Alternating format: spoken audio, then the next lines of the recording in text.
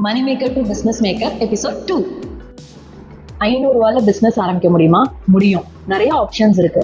என்னன்னு பார்க்கலாம் வாங்க. பிஸ்னஸ் ஆரம்பிக்க லட்சக்கணக்கில் பணம் தேவைதான், இல்லைன்னு நான் சொல்லலை.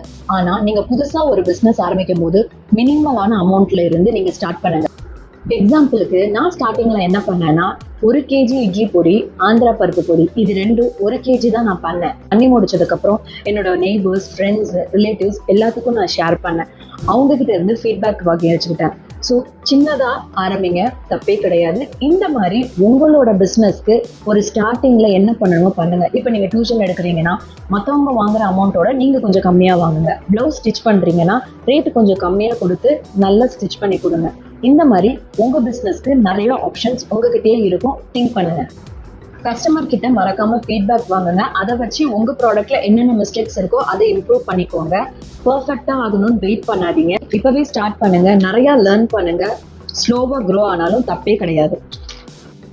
ஒரு சின்ன இன்வெஸ்ட்மெண்ட் தான் உங்களோட பெரிய பிஸ்னஸோட ஜேர்னியா இருக்கலாம். நாளைக்கு உங்களோட ஃபர்ஸ்ட் 10 கஸ்டமர்ஸ் யார் யாருன்றத பார்க்கலாம் நெக்ஸ்ட் எபிசோட்ல. இன்னைக்கு நான் சொன்ன ஐடியா உங்களுக்கு பிடிச்சிருந்ததுன்னா கமெண்ட் செக்ஷன்ல எஸ்ன்னு டைப் பண்ணுங்க. இந்த வீடியோவை மறக்காம ஒரு உமன் ஆண்டர்பிரனர் ஆகணும்னு நினைக்கிறவங்களுக்கு ஷேர் பண்ணுங்க.